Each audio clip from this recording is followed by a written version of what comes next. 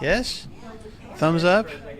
Put up another like, hey, no, you're doing it wrong. Oh, no. And he said, you don't have to do that. You can come in anytime at the lab dress. And I was like, now you're telling Let's me. see. So Marshall, did you go on one of those carriage/wagon rides through No. the parks? No. Oh, that would have been so cute. You and Christy. We walked through the parks, but we didn't take a carriage ride through Well, them. we did one of those where you got on the back of the wagon Yeah. and the horses pulled you, but that, the history along with Mm-hmm. that was so neat. Yeah. Where did you go? We went to Savannah and to I love Savannah. Charleston, South Carolina. So much Brandon, fun. where were you So much off to? fun. You got some sun. At the beach. Oh, you were at the beach. Yep, we were in Florida with my family, so Where in enjoyed some Florida? time. So Destin. Yep, that's where we have frequented Yeah. for like 10 years or something now. Something crazy. Fun place. It's a good time. It was nice because like the kiddos in the morning, it was like, all right, pool or beach, Yeah. and then we decided. But it frustrates me a little bit because they're like pool, pool, pool, pool, pool, pool. I'm like, man. Yeah, but to their credit, you know, it's like it's spring break, so it's still really, really cold in the water. If you get in it and stay in it for a little bit, it's okay. But it's like Yeah. ice right off the bat, and that was tough. They couldn't just run out and swim and then come back, you know. Well, So and for the little kids in the, Yes. in the water out there, those Yeah. waves and stuff pushing them around, so Yeah. they probably have more fun. yeah, so for them, it was really like beach. Like, do I want to play in the sand or do I want to swim in the water? Yeah. And if I'm making that decision, I'm going to swim in the water. So Yeah. I'm going to the pool. We when we were driving into Charleston, we took a detour and went to Folly Beach, which is south of Charleston. But you know, just before we got in, like, let's just go by a beach and actually say that we've been to the Atlantic. So, because we go to the Gulf, but technically that's not the Atlantic. So, That's the Gulf of America. yeah, That's right. or Mexico, whichever you want to call it. Morgan almost bought a shirt that said that. I was like, oh. So we popped our shoes off and just walked, like, got my toes in the water, you know. And Christy was like, "This is freezing. And like, you know, people, I mean, it was a sunny day. It was probably right around 80 degrees, and there were people out there, you know, running around. And she's like, these people are. She can't stand cold water at all. Same. And so she was like, these people are idiots. But you know, But she didn't say that. She loves Jesus. yeah. She said it in her heart. Anyway, okay. So I don't know if anybody has been a victim yet today or not. No. But today is April Fool's Day. About to be a victim. Oh, is it really? My ex-husband's birthday. Hey! We all know what kind of a... So y'all, That's- so y'all, Joke's on him. y'all married fools. I'm sorry. I couldn't resist. I can't say Have That would you make me so sad. have you never seen that done before? There's multiple things you can do to Oreos, but yeah, toothpaste is one of them. You can do mayonnaise. You can do sour cream. What else have I done? You have done. Or had done one of the two. What else can be done? There's another one. I'm not thinking of it right now. Oh, you can do shaving cream. Yogurt, maybe. So yummy. Maybe I hadn't tried. The yogurt might actually be tasty. I don't know. that tastes pretty good. I think. Anyway. It'd be shocking, but then you'd be like, oh. Yeah. If you twisted your Oreo, You would know. Yeah. Yeah. No, you have to position it just right, and you have to kind of just bite into it, and yeah. So My kid that's would why do the that. toothpaste works the Yes, best. that's right. Oh, because yeah. it's thicker, so it kind Get of holds. sour cream in the milk, like. Yeah. Yeah. Ugh. beautiful cake, plaster Paris, invited us all for cake and coffee. We all went to get it was plaster of Paris, it wasn't even real. Aw. It was beautiful. Yeah. This is real. How My funny. grandma made a cake in the shape of a lamb A lamb. for Easter. Okay. And every year that cake was there, and we were just in awe that she could make this. Yeah. She used like royal icing that gets really, really hard. We never ate the cake. It was just beautiful. Yeah. Yeah. Yeah, please tell me she Put it in did. a box and saved it from year to year. Are you serious? She had set it out. She could keep What? it out with that. Holy cow. Yeah, with I that don't don't know that there was ever a cake in there, or if it was a form. That Yeah. I have no idea, but it burst my bubble when I found Yeah. out that she just Yeah. repeated that every year. It was like, I thought we Wow, ate that's that. amazing. Yeah. You know, It's a Apparently, tradition. And then- apparently nobody ate it. And then you start thinking about it, like, we never actually cut Nobody into that ever thing. cut the cake. Or those Christmas houses. yeah. Yeah. Gingerbread houses. Mhm. Mhm. Yeah. Now those will last for a long We time. had our wedding cake after a year. And No, It was we so tried to do dry. the same thing. It was it was disgusting. I took. don't know if I, we did it wrong. I ate a piece of it.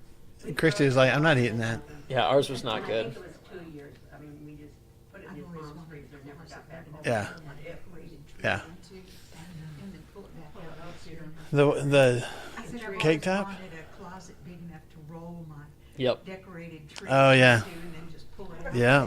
And just take Okay. the plaster off and it's good. What I wanted to do to start off class this morning And she decorates the whole was to give y'all the top, or not the top, closet. some of the top April Fool's Day hoaxes of all time. So not just like personal jokes, but like these fooled a whole bunch of people. Okay, and so some of these you've probably heard of. One was the Swiss spaghetti harvest. Yeah, Heard that one. yeah, and this is a real thing. Did they just grow some On cake? April 1st, these are all April Fool's Day, 1957. So this is a while ago. The British news show Panorama broadcast a 3-minute segment about a bumper spaghetti harvest in southern Switzerland.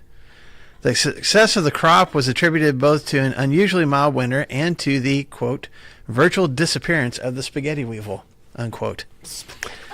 The audience heard Richard Dimbley, the show's highly respected anchor, discussing the details of the spaghetti crop as they watched video footage of a Swiss family pulling pasta off spaghetti trees and placing it into baskets.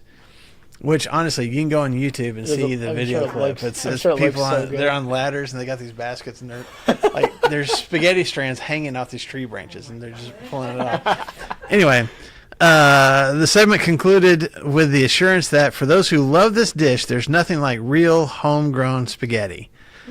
The Swiss spaghetti harvest generated an enormous response. Hundreds of people phoned the BBC wanting to know how they could grow their own spaghetti tree.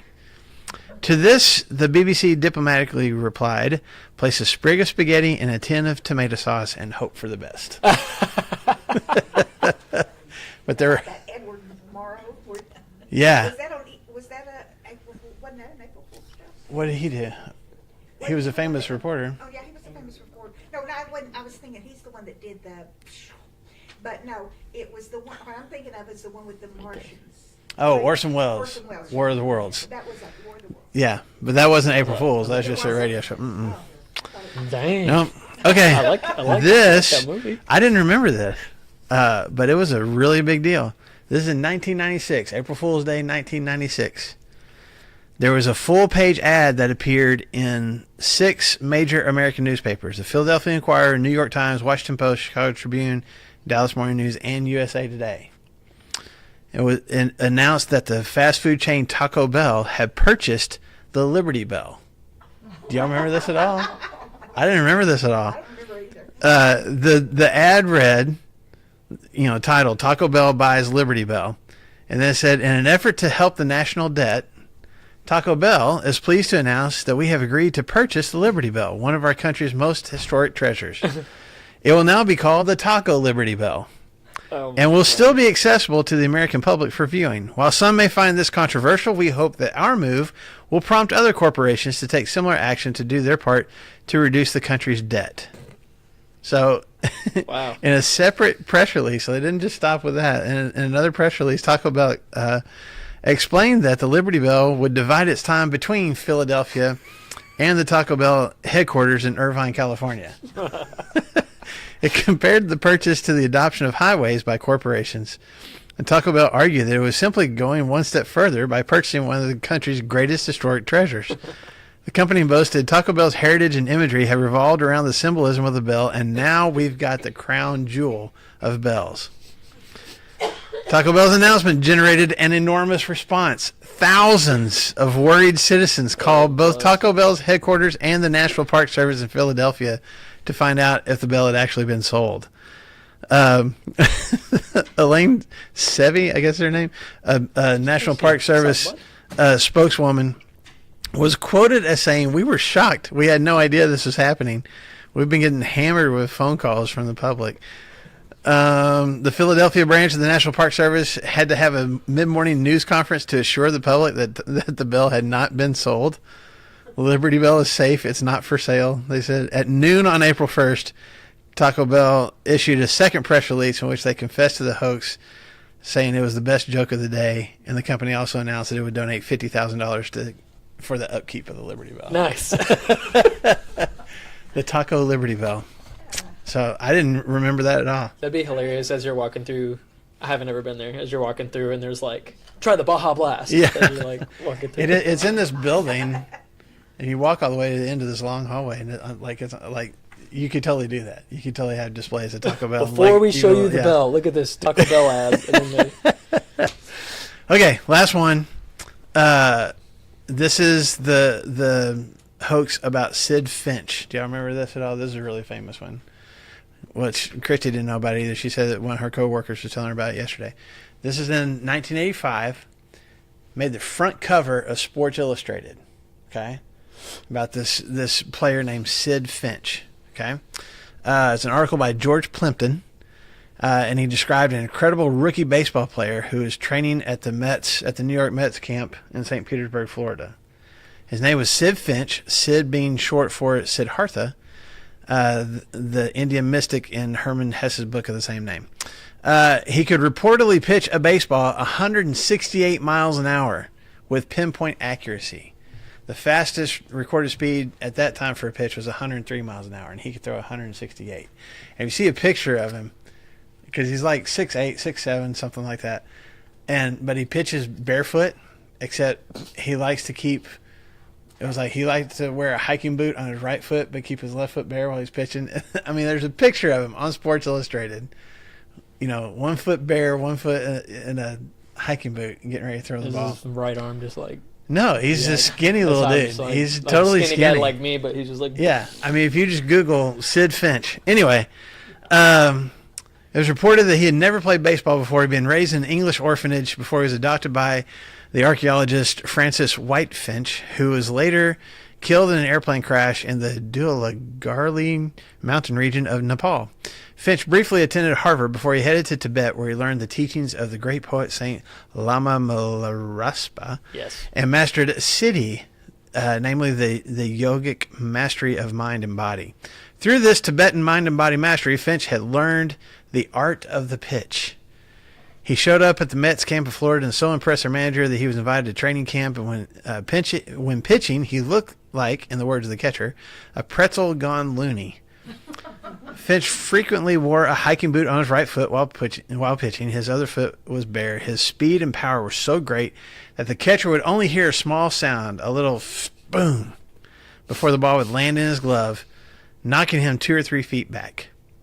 One of the players declared it was not humanly possible to hit Finch's pitches. I doubt it. There's no way. Unfortunately for the Mets, Finch had not decided yet whether he was going to commit himself to a career as a baseball player or to pursue a career as a French horn player. He told the Mets management that he would let them know his decision on April 1st. So Was that like that's in like April 1st? Like. Yeah, because it was April Fool's. Yeah. Yeah. So yeah. Is this an article published? Yes. Okay, that's what so I'm that's saying. something like on yeah. April 1st. Yeah, That'd be like, he would let them know on April oh, 1st. okay. So people, there's hints all through the article.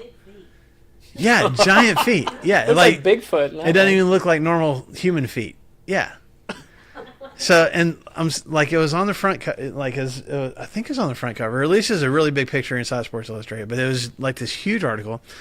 Sports Illustrated received almost 2,000 letters in response to the article. That's back when people wrote letters back in the 80s. Okay. I don't even know what that is. And it became one of their most famous stories ever. On April 8th, so a week later, they declared that Finch had held a press conference in which he had said that he had lost the accuracy needed to throw his fastball and would therefore not be pursuing a career with the Mets.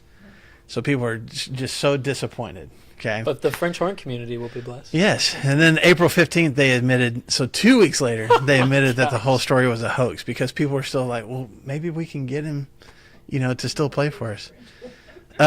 Yeah, but there's one thing and if you see it, Connie, I don't know if you have the picture because it's like it says something about Sid Finch, and then there's like a byline, on the picture that they had put in there on purpose, and the byline said he's a pitcher, part yogi and part recluse, impressively liberated from our opulent lifestyle.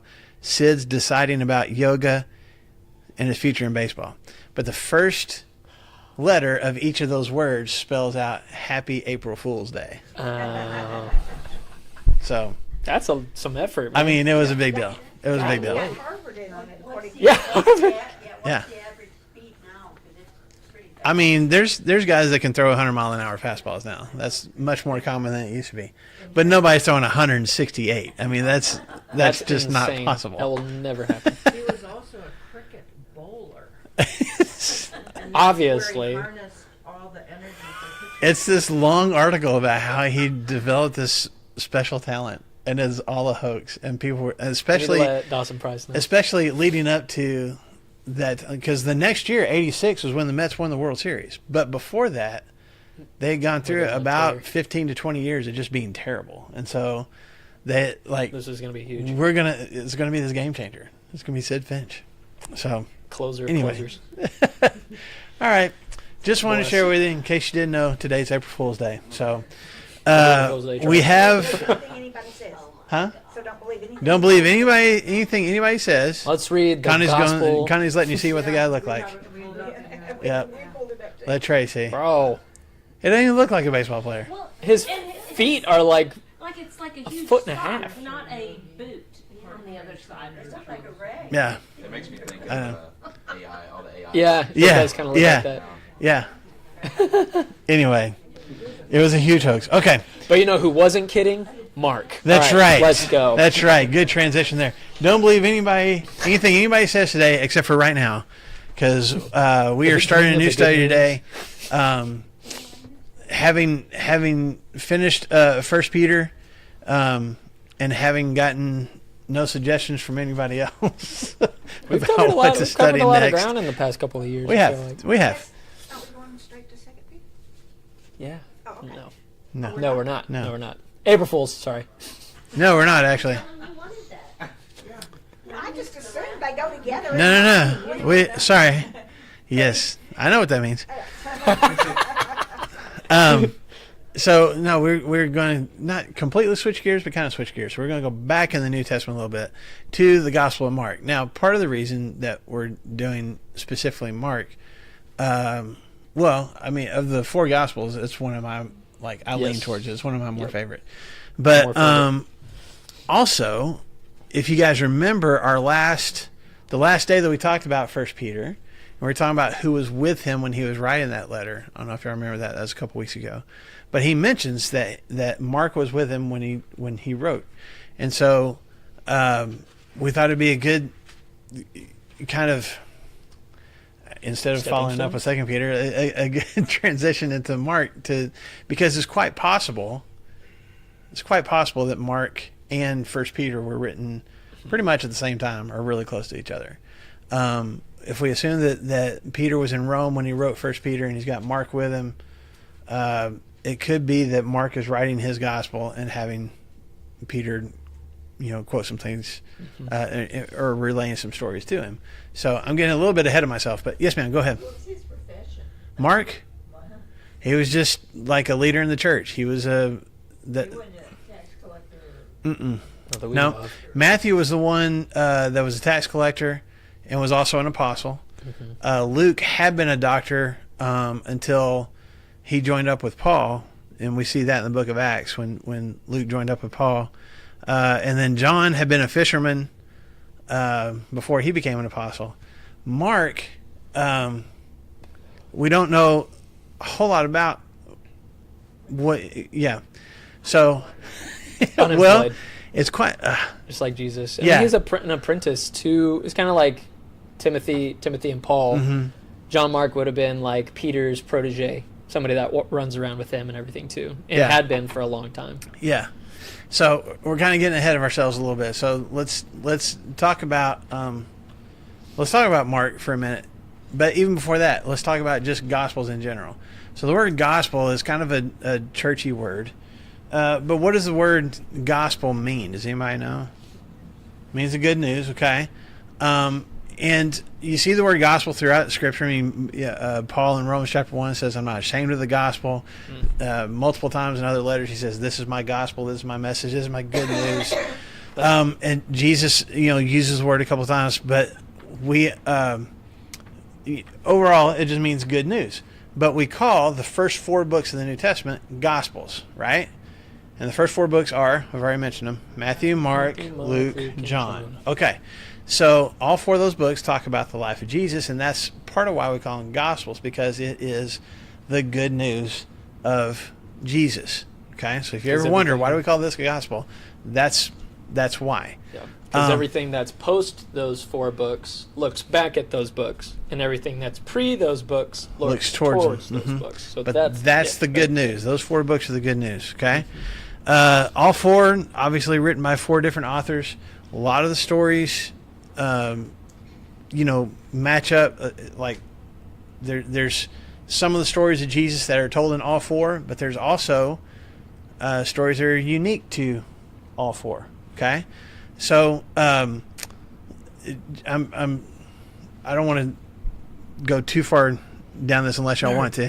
No. But there's kind of a theme to all 4 gospels because of who wrote those books and who they were writing to. And I think that's important to recognize, because a lot of times we talk about, Scripture is inspired by God, which means what? God guided the hands of individuals. Yeah. But I grew up thinking, I think it's in 2 Timothy when Paul says all Scripture is inspired of God or God breathed, depending on what you're looking at. And so, like, when I was younger, I thought, well, that just means God kind of is mind control. It's like, yeah, or God just they became possessed by and just wrote like robots, whatever it was the guy told him to write down. And that's not really. I don't think that's really the case. It's God inspired, God breathed. It's God guiding, but not necessarily dictating. Does that make sense? It doesn't mean it's not true. It just means there's guidance from God. I don't think God allowed things to be written that weren't true. But there's not necessarily just God dictating these things to these writers. So you got Matthew.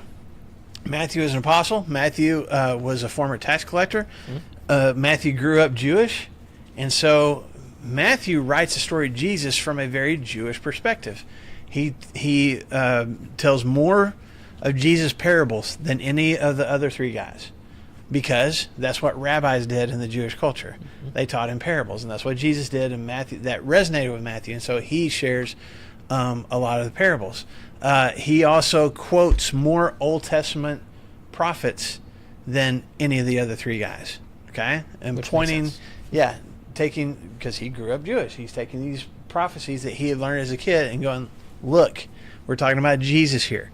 And he's also writing it to we assume, a predominantly Jewish audience, Jewish Christians, but there's not a whole lot of explaining Jewish culture kind of things in Matthew's gospel. He doesn't have to say this is why Jesus was going to the temple, or this is what the synagogue was like, which is what Luke and Mark do sometime. Like, hey, whenever I say this word, this is what I'm really meaning. Right. Because Matthew would be like, I don't need to explain to Marshall stuff about church because he knows stuff about yeah, church. exactly, because he grew up in church. Yeah. So that's where Matthew comes from. Mark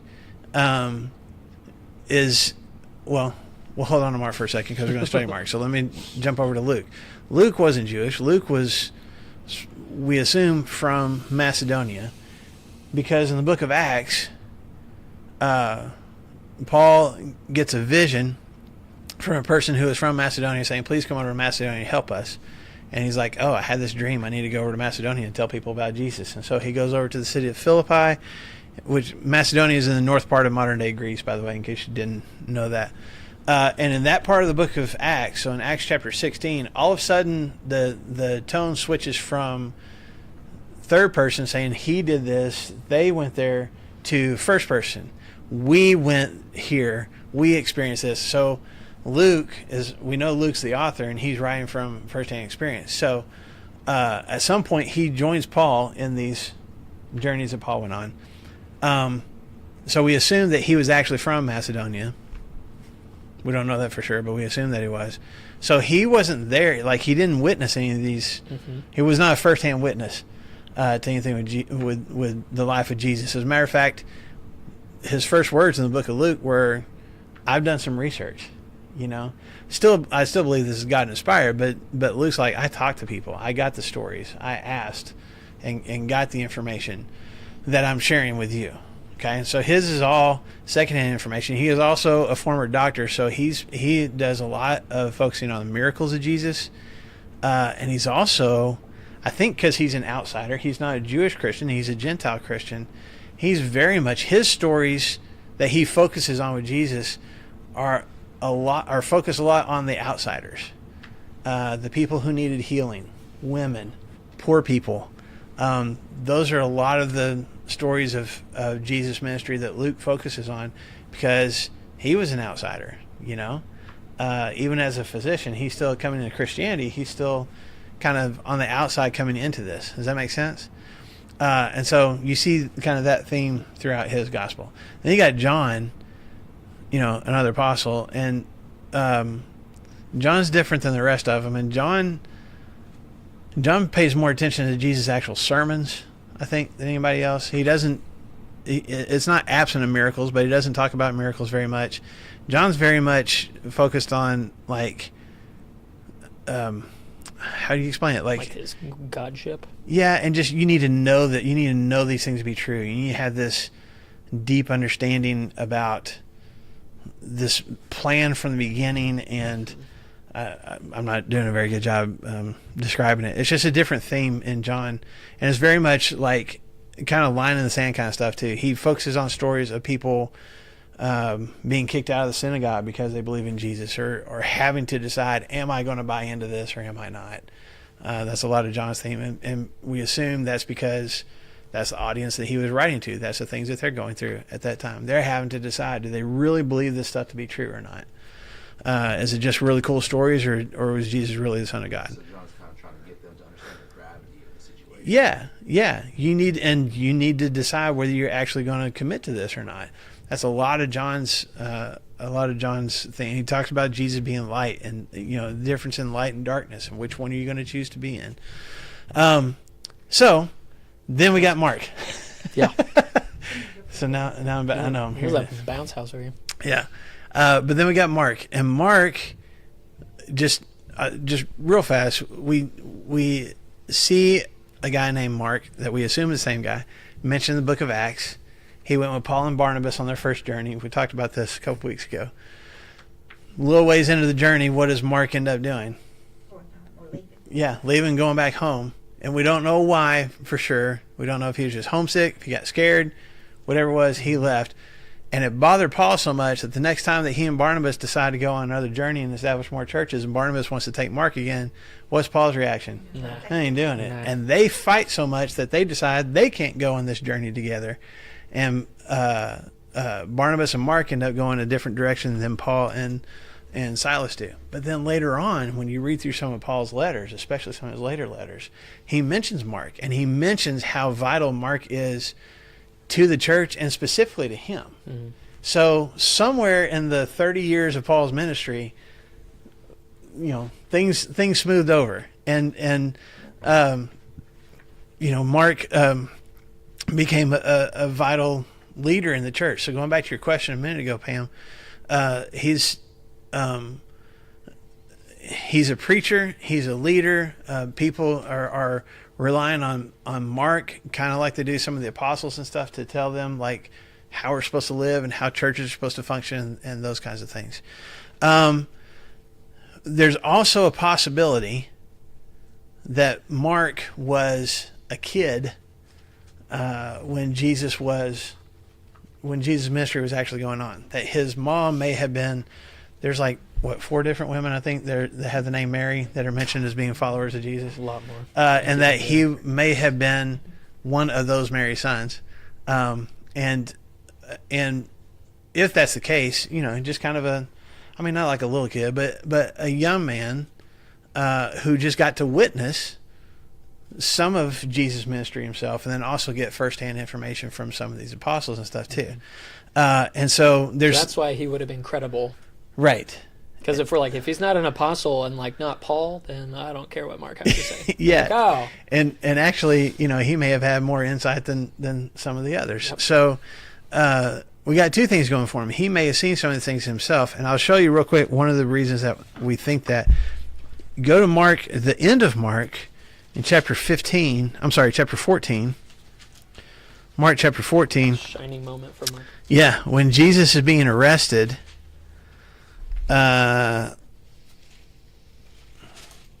going to start in verse 48. Mark chapter 14, starting in verse 48. When Jesus is being arrested, he says, "Am I leading in rebellion that you have come out with swords and clubs to capture me? Every day I was with you, teaching in the temple courts, and you did not arrest me, but the scriptures must be fulfilled." And then verse 50 says, what happened to all Jesus' disciples? "Then everyone deserted him and fled." Verse 51. "A young man wearing nothing but a linen garment was following Jesus. And when they seized him, he fled naked, leaving his garment behind." And nothing but underwear. And then it goes on to talk about Jesus in the trial. And none of the other 3 gospel writers mention this. Nobody else says, hey, there's this kid out there in the woods with him, and he ended up running home naked when everybody got arrested.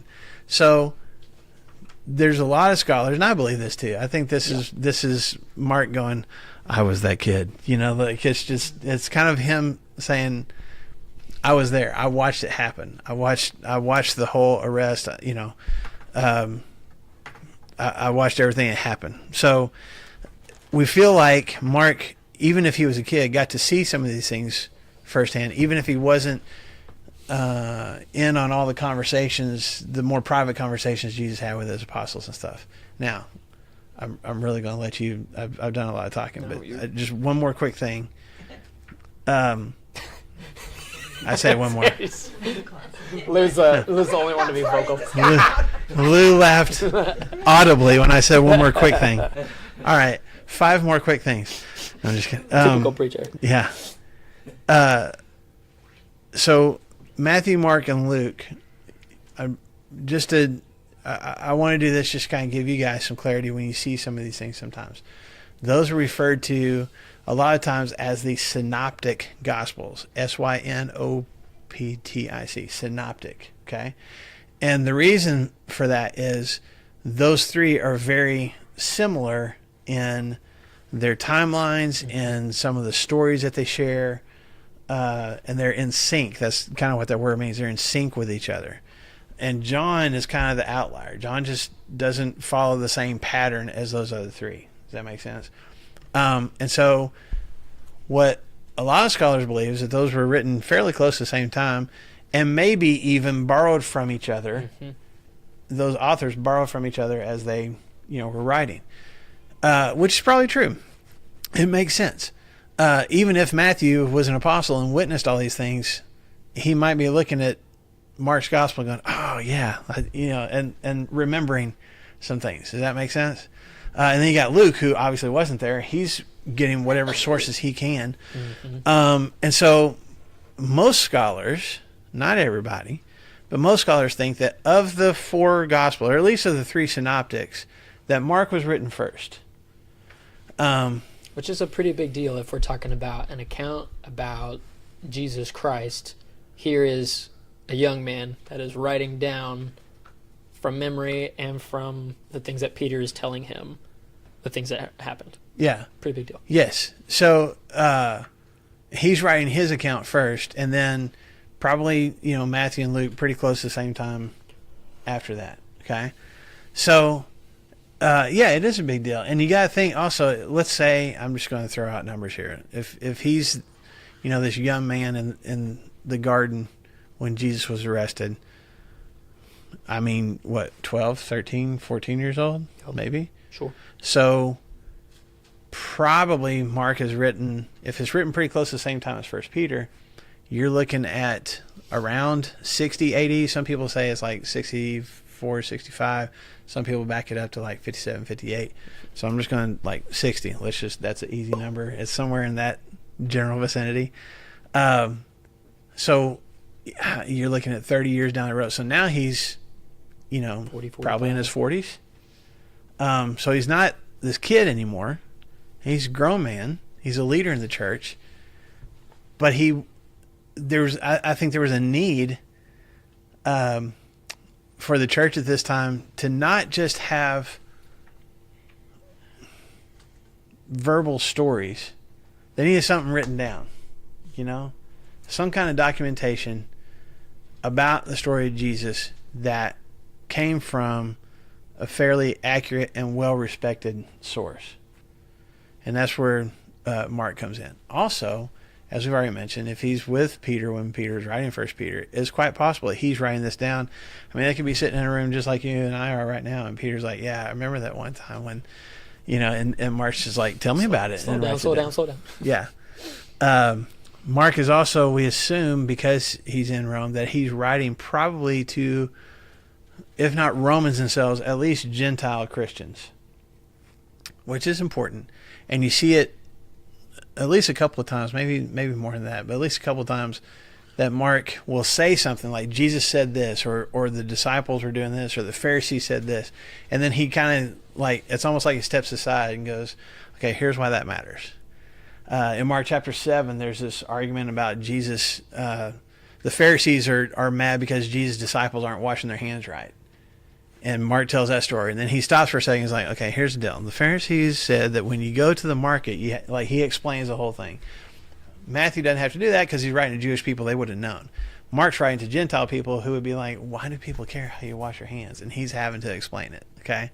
So, and then the other thing about Mark that I think you and I both appreciate is Mark is there's not a lot of filler.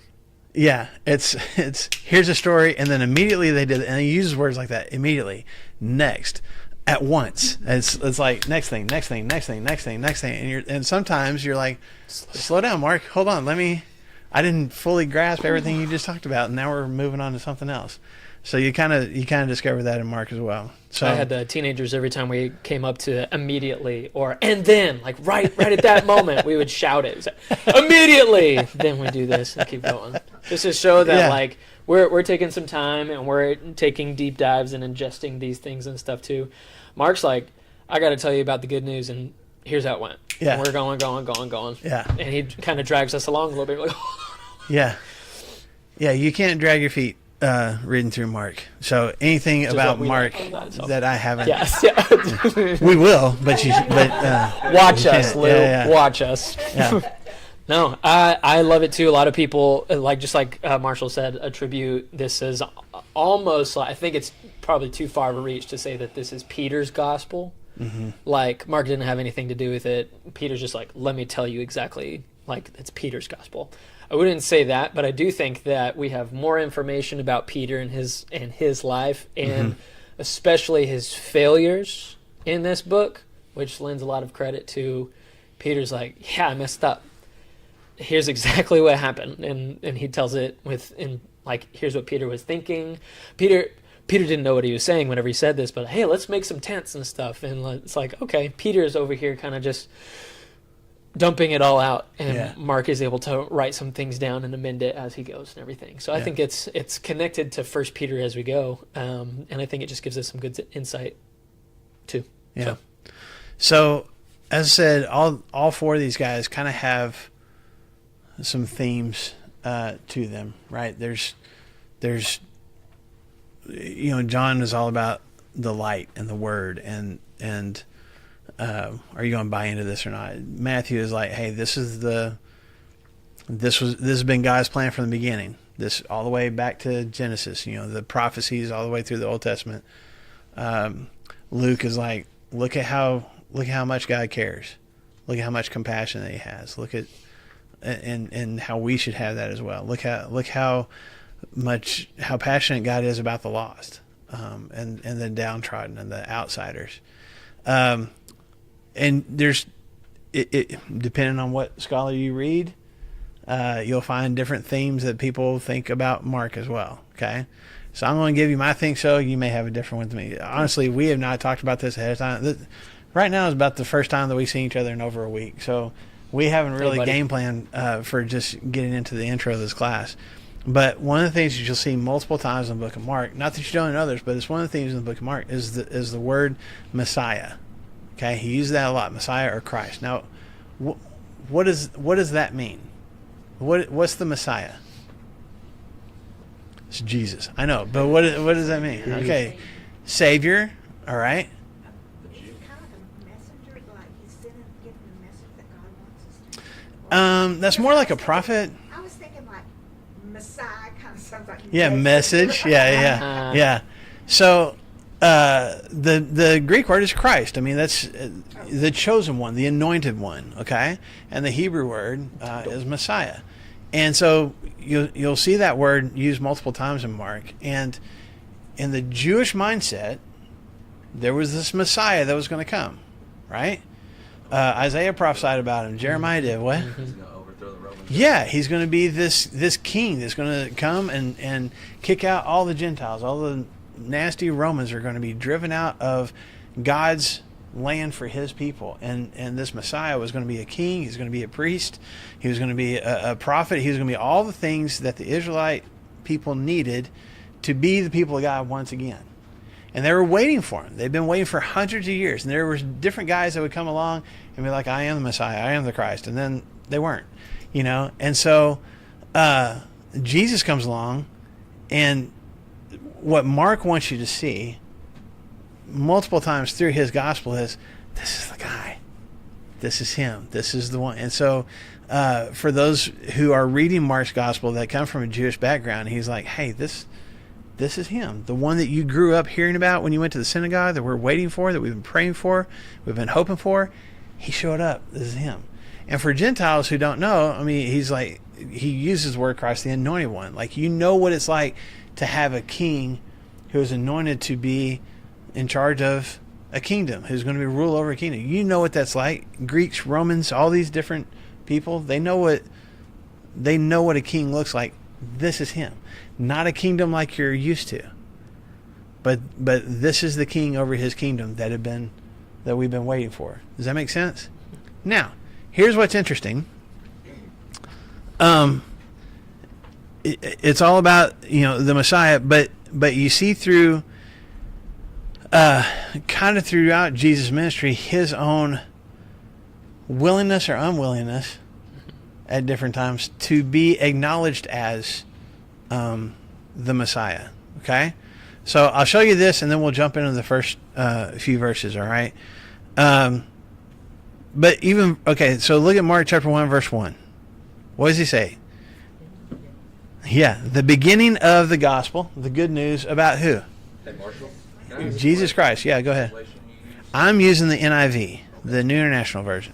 Brandon uses, he's got NIV here, and then he uses the ESV. Yo. You got King James. Anything else? Yeah. It's real. We know. Yeah. If it doesn't say thee and thou, it ain't real. So, all right. So, but he says this is gospel about Jesus Christ, the Son of God, right? So he used that word Christ, that word Messiah, from the get-go. Okay, we know it's this guy Jesus of Nazareth. I mean, that was his kind of common name, but he's Jesus Christ. He's the Messiah. So he starts out saying that at the beginning, right? Does it? Okay.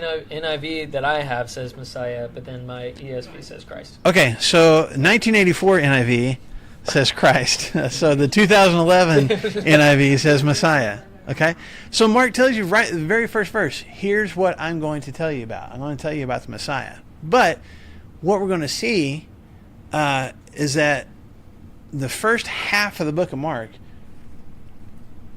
when somebody calls Jesus the Christ or the Messiah, what does he do? Does anybody know? Yo. He doesn't want them to spread that. He said, don't tell anybody. And he says, and we'll see it. I'm not going to get into it too much today. We're going to see him do that. He tells people, don't tell people that I'm the Messiah. Okay? And we're going to talk about why as we get closer. But all the way through about Mark chapter 8. Now turn over to Mark chapter 8 real quick.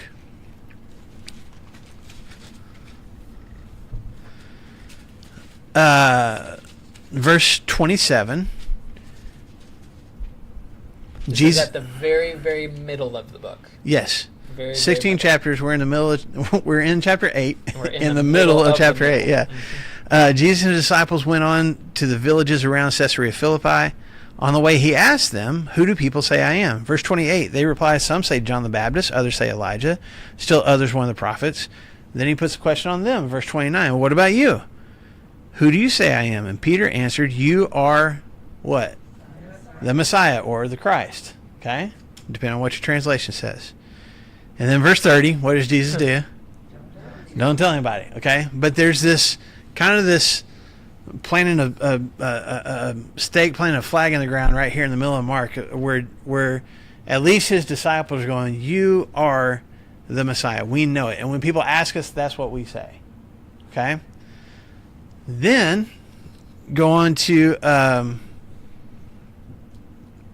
chapter 14.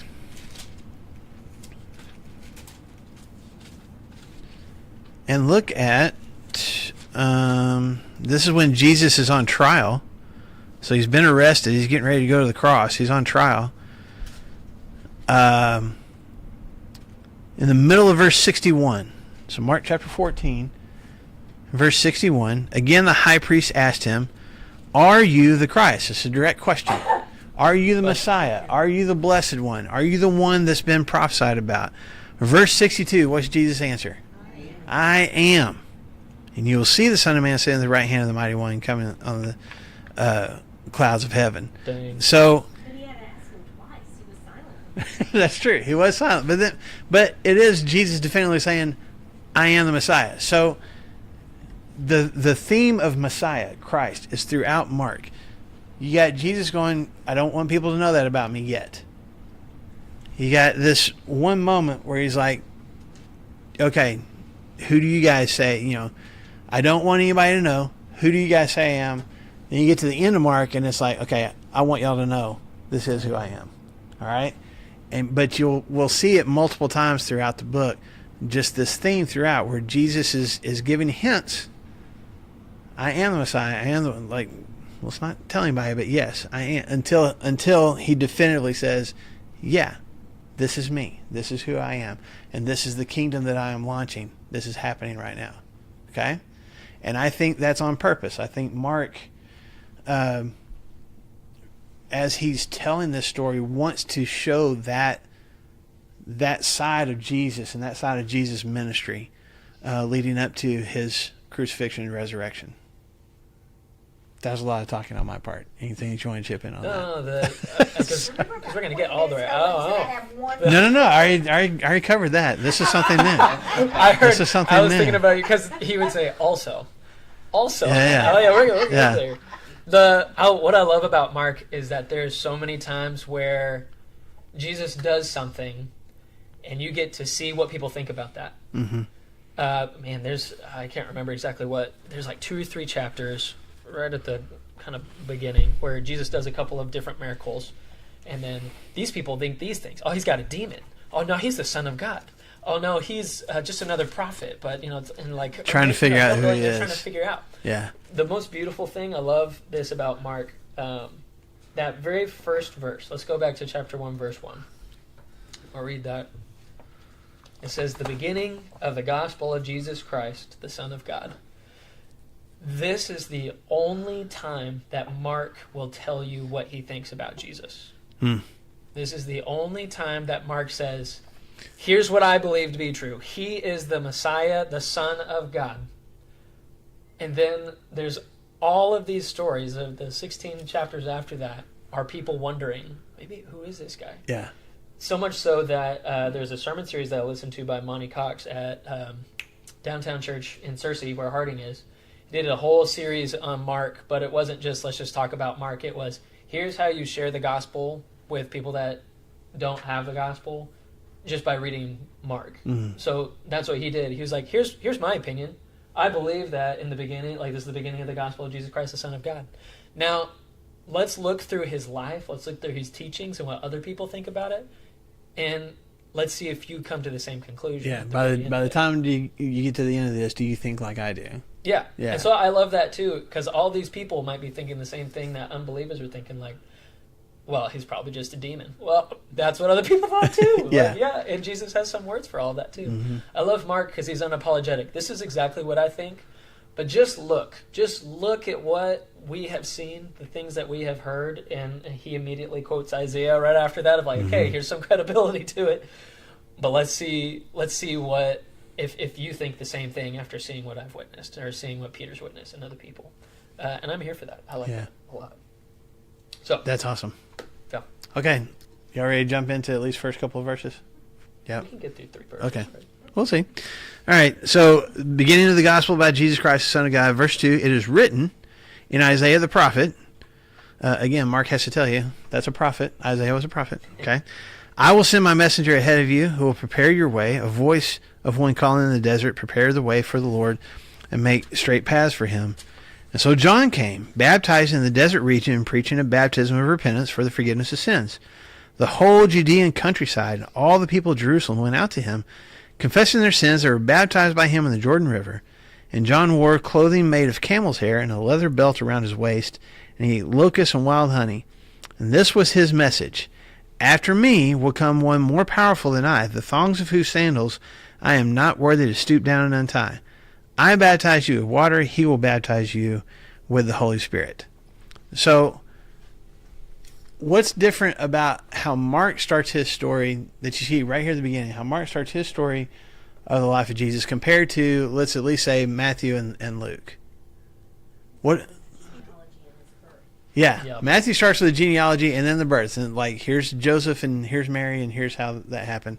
Which Luke, you would go like ahead. to know, where did this guy come from? Right. Luke even goes back to John the Baptist. Like, here's where John the Baptist came from. And then here's where Jesus came from. You know, the whole birth story and the shepherds and the manger and all those things, right? Mark doesn't, I mean, even John goes back to, John says, in the beginning, like going all the way back to before time. Creation. In the beginning was the Word. Like, talks about Jesus being there from the beginning. But he doesn't really talk about the birth story itself. Where does Mark start?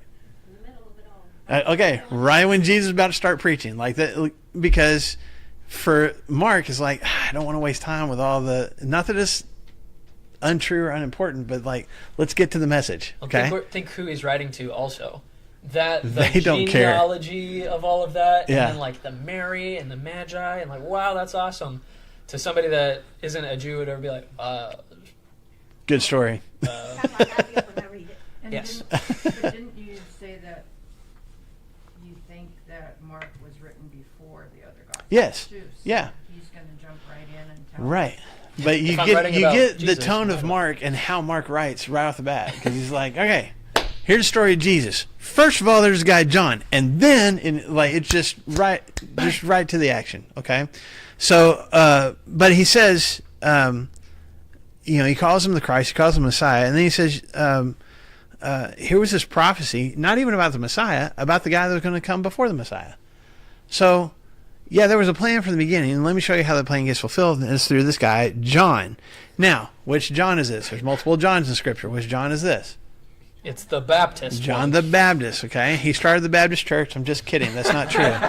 April That is not Fools. correct. April Fools. That's he's also sometimes called John the Baptizer, right? And the reason they call him John the Baptist is because he baptized people, which Mark describes here, okay? And he's baptizing in the Jordan River in an area just north of the Dead Sea. So if you can picture the Middle East and the Dead Sea and the Jordan River flowing into it, he's baptizing people in the Dead Sea. Now, what picture do we get of this guy John? He's pretty rough looking. He's a little homie. He's a little Yeah. homie. There was a guy, and you may remember, a couple of y'all may remember when I was when I first started working at Southside years ago. There was a guy who, at the time, was an undercover cop for the Rogers Police Department, specifically like dealing with drug dealers and things like that. So he had to have long hair and scruff, and he just like part of his job was just to look rough. And he would come to church on Sundays, and just a wonderful guy, wonderful family. I mean, just a good, solid dude. I'd used him as a chaperone multiple times on trips and stuff. Just a good dude. But he scared people to death. There were, like, when he first started coming to Southside, some of our older ladies were coming to elders and, like, at church on Sunday mornings, like, y'all need to keep an eye on that guy over there. The police officer. Because he just looked rough. And I think of that, like he said, John, like, he's a rough looking dude, okay? Because he doesn't wear the flowing robes and all the trinkets and stuff that the rabbis would wear. What's he wear? Camel's hair. Why do you think he put that in there? Just so that we knew that he was a rough cut guy? Or I would think he probably had so. no stature? Well, that's a good question. Why did he dress this way? So part of it would be, like, if he's preaching and he's baptizing, it was the rabbis that would usually do that. Rabbis in Jesus' day would, they had certain clothing that they would wear. There were certain robes, and they had these little boxes that they call phylacteries that they would tie to their hands and their foreheads, and they had certain sashes that they wear and things that were all symbolic. And John was not that. John was kind of, so it would draw attention to himself. And it's also like, I'm not fitting into that box because that's not who I am. The other thing is, man, I can't remember if there's a description of it in the Old Testament or not, but I'll say that there's people who would compare this to Elijah. When I talked about this on Sunday in my sermon, but when it wasn't raining, what did Elijah have to do to survive? Even though he prayed for the rain to stop, he was basically living in a dried up ravine, and birds were coming and bringing food to him. Like, he wasn't in nice clothes, living in a nice house. He was roughing it. And so people compared John the Baptist to Elijah because John's message is very blunt and very direct, and you need to change your life, and you're not being the right kind of guy or making the right kind of choices. He's very abrasive in his style, kind of like Elijah was. Elijah in the Old Testament was prophesying to the Israelites going, y'all need to change. Y'all are worshiping the wrong gods, and you need to stop. And he's very blunt and very direct, and his life was threatened because of it. So I think that's part of the reason as well why he, he's living on the wilderness. He's living on his own. He's not relying on, we don't know that he was ever married. He's not relying on having this typical family life, and typical rabbi kind of lifestyle. He's out there in the wilderness, and people are drawn to it. They want to go see kind of the weird-looking guy that says really harsh things. Well, his appearance would have been very off-putting. Mm-hmm. So you would think that would deter people from coming to listen to him. Mm-hmm. But his message had to have been so powerful Oh, yeah. that it overcame his off-putting appearance.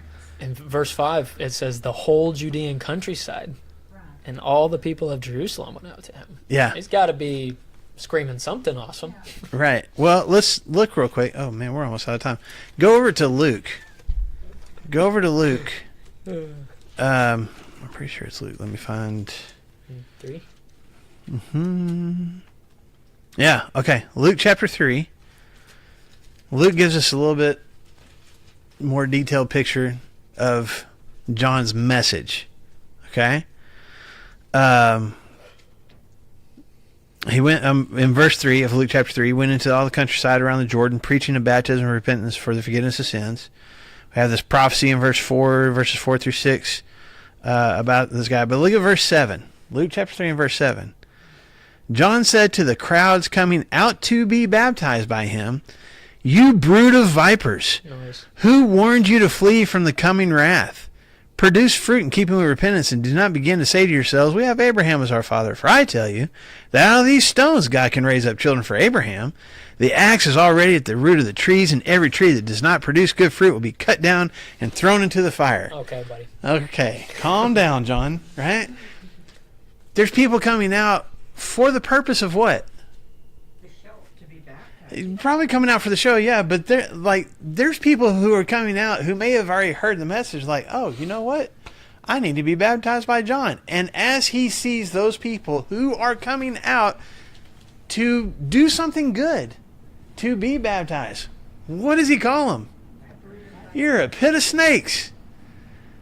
Because if there's, especially back in this time, get a bunch of wood together to make a fire, a bunch of wood and timber and stuff, you light it. If there's a bunch of snakes in there, what are the snakes going to do? Because why? Because they're scared about getting burned up by the fire. That's his comparison. Hellfire and destruction is coming at you, and you're scared to death, so you're running away. That's what he is saying to his audience. This is not I'm not going to get up on stage. I'm just telling you guys right now, I'm not going to get up on stage on Sunday and call y'all just a bunch of, worthless people who are only here because you're scared to death of going to hell. That's too bad. If that was my message, They didn't have a sincere. They didn't. But that's not a very especially to our mindset nowadays, but even back in this time. You want to kind of coax people a little bit. Hey, you got some things going on in your life. Let's talk about that. John's like, you guys suck. And you better change. It's just really abrasive, okay? So There's something about that was appealing, though, because instead of running away, they're like... hundreds of people. Well, but after he says all that, Oh, yeah. instead of being like, okay, enough for you, buddy, they ask him... Well, what do we need to do? What should we do about it? So there was something in that preaching that I think that we all do need to hear of hey, why are we coming to church? Is it just to avoid hell? Is that the only reason? Or are we really coming to have a loving relationship with Jesus? And so we say the same thing. Well, what are we supposed to do? Yeah. He's like, here's the deal, buddy. If you got 2 coats, give one away. Yeah. But that's it. If you're let's cheating learn to people, love. quit it. If you're Yeah. all these stop doing these things. I think there's something to be said with some of that, not hellfire and brimstone's preaching, but there is something to be said with hey, why are you here? Mm-hmm. Why are you here? Yeah. So I want to point that out to you that when we see it in Mark doesn't give us a hugely detailed picture of the message itself. Mm-hmm. He gives a more detailed picture of John himself. Okay. Because he's also what's his diet consist of? Bugs and honey. Okay. Locusts and wild honey. So locusts were actually allowed by Jewish people. Those were not considered unclean. So they had a whole list of clean and unclean animals in the Old Testament, right? Locusts were okay. You could actually eat locusts. That was on the clean list. All right. I don't know if you dip them in the honey. Yeah. Do you wash them down with chips, honey? I'm not for sure. That's right. Apparently, locusts are still eaten in some Arab countries today. It's like a delicacy. So for whatever, I've never eaten a locust before. Two of my 3 sons have eaten bugs. Yeah, they have. In front of people. Yeah, they have. Almost every summer. It makes father proud. But anyway, Youth ministry. and it's wild honey. This is not store bought. This is not something that he's not a beekeeper. He doesn't have this on his own. He's just finding it. He's scraping it out of yeah. trees. And get started. Yeah. Yeah. And then what does he say about the guy who's coming after him? He's not worthy to tie his thing. I'm not worthy to untie his shoes. A question. There's nothing that ever says anything about him being covered in bee stings. Bee So was stings. he just covered by the Holy He Spirit? may have read and Maybe, I don't know. Oh, yeah. Yeah. I have no idea. Funny, and That camel hair protector. Yeah. Maybe so. The camel hair. That's right. That's right. I have no idea. But he says this about Jesus, and I don't know, I don't know if that resonates with us. The kind of humility that he's actually trying to display about himself in that culture at that time. It was the lowliest servant who would be in charge of untying your sandals at the end of the day. It's similar to the foot washing that we see back in this time. If I'm going to stoop down and I'm going to untie your shoes in a very agrarian society where you've been walking around in dirt and animal feces all day, and I'm going to take your shoe off for you, that's a kind of a degrading position to be in. And John says, I'm not even worthy to do that. The one who is coming after me is so much greater than I am. I'm really not even worthy to untie his shoes. Now, he doesn't say specifically who he is. He just says there's one coming, and we need to get ready for him. So let's put a bookmark here. It's a good place for us to stop here and mark, because we're out of time too. Yeah. And we'll pick up here next week as Jesus enters the scene. Because, again, Mark is like, okay, let me tell you about Jesus. Well, first of all, there's the guy John, and John talks about Jesus. Okay, here comes Jesus. Like, it's just that fast, okay? And It so, says, as John the Baptist appeared, he was Yeah. just there at Yeah. once. At that time, Jesus was. Just all yeah, happening it's just the next so thing. fast. So, anyway, I'm looking forward to this study with you guys. Hope you guys are too. We'll pick up in Mark chapter 1 next week. Happy April Fool's Day. Don't believe a thing Lou says. It is not true. Whatever she says. Always take it with a grain of salt. Yeah, not just April Fool's. Oh, dude. Trey, who's got the babies? The babysitter. Yeah, beautiful.